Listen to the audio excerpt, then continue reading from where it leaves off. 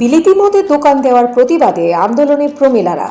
ঘটনা সাব্রুম মহকুমার সাতচাঁদ আরটি ব্লকের অধীন সাব্রুম থানার অন্তর্গত আগরতলা জাতীয় সড়কের পশ্চিম হরিণা গ্রাম পঞ্চায়েতের অন্তর্গত বিনাঢেপা ২ নং ওয়ার্ডের বাসিন্দার বাদলদের বাড়িতে বিলিতি মদের দোকান চালু করতে গিয়ে এলাকারই প্রমিলা বাহিনীরা বাধা সৃষ্টি করেন। এলাকা সূত্রে জানা গিয়েছে, গতকাল গভীর রাতে সাব্রুমের রাবার ব্যবসায়ী তথা দক্ষিণ জেলার বিশ্ব হিন্দু পরিষদের নেতা শঙ্কর সিনহা বাদলদের বাড়িতে বিলিতি মদ মজুত করেন। যে ঘরে এই মদগুলো মজুত করার দোকান খোলার প্রয়াস নিয়েছিল, সেই ঘরটি গ্রাম পঞ্চায়েত থেকে পাওয়া বসবাসের জন্য সরকারি ঘর। গতকাল রাত্রি থেকে গ্রামের নেতৃত্ব থেকে শুরু করে সাধারণ গ্রামবাসীরা উত্তেজিত হয়ে আজ বাদলদের বাড়িতে ঘেরাও করেন।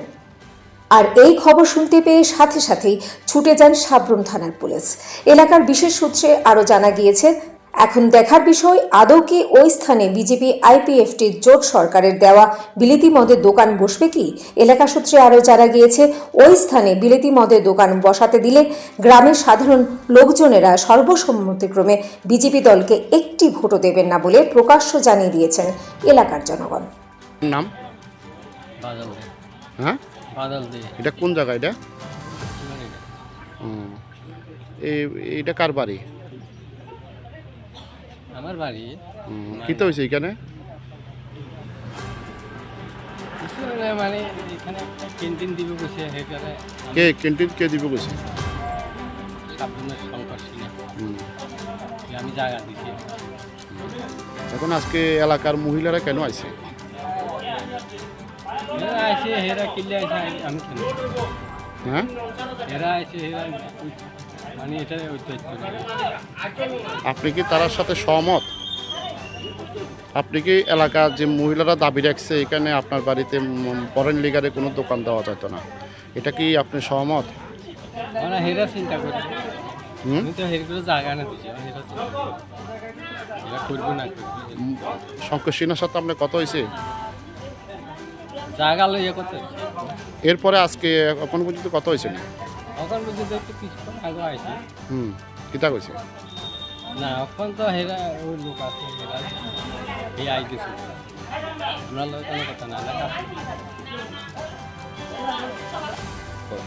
আমরা পশ্চিমবঙ্গের সাধারণ জনগণ, খেতে খাওয়া মানুষ, আমরা এটা বুঝি না এখান থেকে এখন এই মুহূর্তে তুলে যেতে হবে, এখানে ক্যান্টিন হতে না। আমাদের পশ্চিমবঙ্গের গ্রামবাসীর এটা বক্তব্য। স্যার, এটা পশ্চিম হরিণা। এটা কার বাড়ি? এটা বাদলদের বাড়ি। কি তো হয়েছে সমস্যা? এটা সমস্যা হয়েছে এনে তারা, আমরা আরো মাস 2 মাস আগে শুনছি মদের ক্যান্টিন।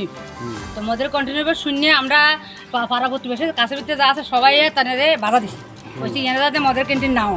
ঠিক আছে, আজকে 2-3 মাস চুপচাপ রয়েছে। বাধা দিবার পরে তারপরে কালকে দুপুরবেলা দেখি যে এনে বাড়ির ঘাটাতে ফালা টালা গাড়া ঝলি টলিদের।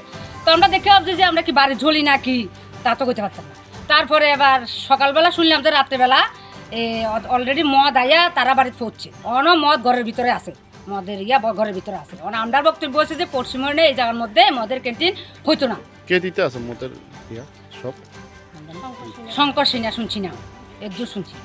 তখন আমরা এনে জনগণের আছে, অবজেকশন আছে, অসুবিধা আছে, এনে মদের ক্যান্টিন হইতো না। অন্য জায়গার দক মদের এখানে আমরা কোনো আপত্তি নেই।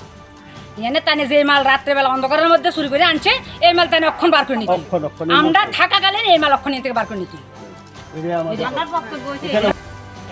একটু আগে আমাকে পিএস থেকে ইনফর্ম করা হয়, সাব্রুম, হরিণা এবং থাইপুং রাস্তার মুখে নতুন একটা কাউন্টার নাকি পারমিশন পাইছে এখানে। তো এলাকাবাসীর অভিযোগ যে এখানে কাউন্টার যাতে দেওয়া না হয়, তাতে এলাকার পরিবেশ অত নষ্ট হতে পারে। তো তার জন্য কিছু লোক এখানে একত্রিত হয়েছে। তো হওয়ার পর আমি খবর পাইছি এবং এখানে এসে এলাকাবাসীর সাথে কথা বলে দেখেছি যে আসলে এলাকাটা একটু ঘনবসতি। তো তাদেরকে এলাকাবাসীকে আমি অনুরোধ করেছি যাতে তারা এই বিষয়টা নিয়ে এসডিএমের সাথে কথা বলে এটা সমাধান করার চেষ্টা করে। এখন কি কাউন্টারটা বন্ধ করে দিয়েছে?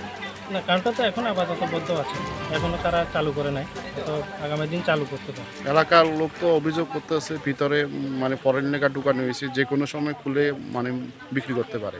না, এটা তো ধরেন আনসার্টেন, এখন তো তারা তো এখনও কবে উদ্বোধন করবে বা কী আসল বিষয়ে এখনও কিছু হয় না, তো এই বিষয়ে আমি আর বেশি কিছু বলতে পারি না। ব্যুরো রিপোর্ট, প্রগতি নিউজ টিভি।